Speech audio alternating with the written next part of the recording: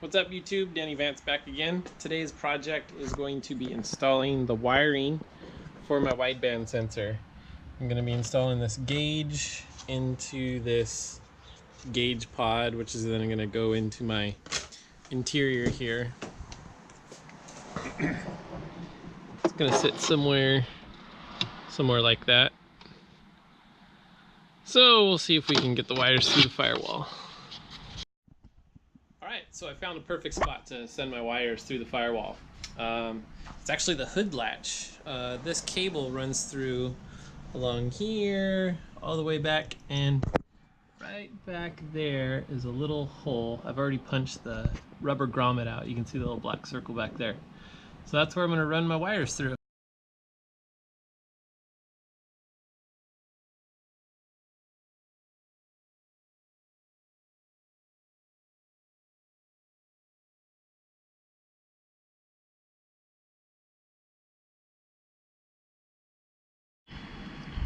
Okay, so running the wire through my firewall was much easier than I anticipated.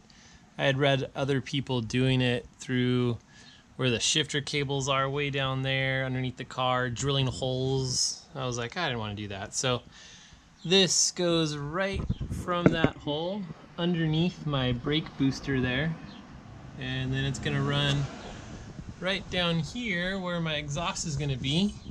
And it's gonna be real close to where that other sensor is down there, and that's the plug for my other oxygen sensor, the stock one. So it'll be perfect position. All right, so I'm trying to get the wire situated inside my dash.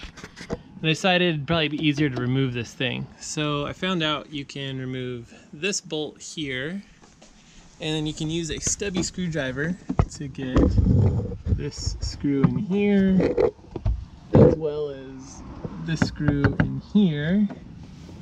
And then coming around to the passenger side,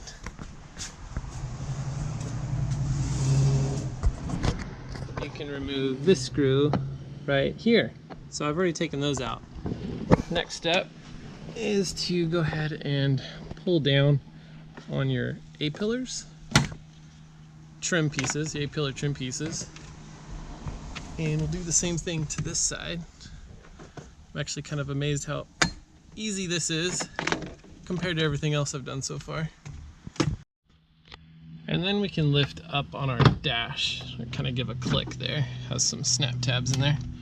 So underneath here is I'm going to get to some wires in there.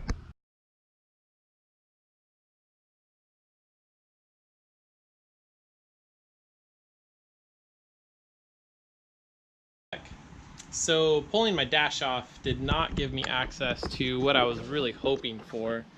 I wanted to get my wires underneath that, and it's all metal below the plastic. So what I did instead is there was no way I was getting to that rubber grommet that I pushed through the firewall again. So what I did instead is there's a little piece of tubing that I split open right here, and I wrapped both wires through it, and then I pushed it in through that hole where the rubber grommet was. And this is just to protect the wires from rubbing against any metal of the firewall, like constant vibrations bouncing up and down.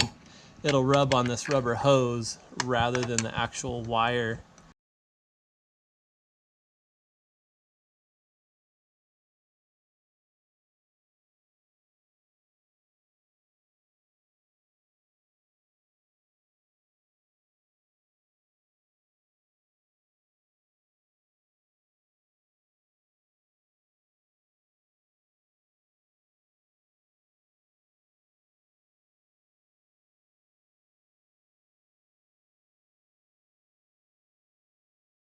Finished wideband sensor. So here's the gauge. You can see it running. Oh, it's gonna flicker for the video, isn't it? But oh, it's nice and cool in here. I have the air conditioner running. Nice. Temperature's a little warm, but that's because it's idling here inside the hot garage. It's well over 105 degrees here, so I bet once I get that on the road, the temperature goes straight back down to 200.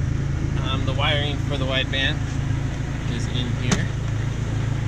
And I used one of those expandable circuits and crimped it into the red wire here and ground it to the dash using one of these connectors here. And then these two wires go up into the gauge right there. So at idle, our air-fuel ratio's spot on, 14.7, bouncing back and forth.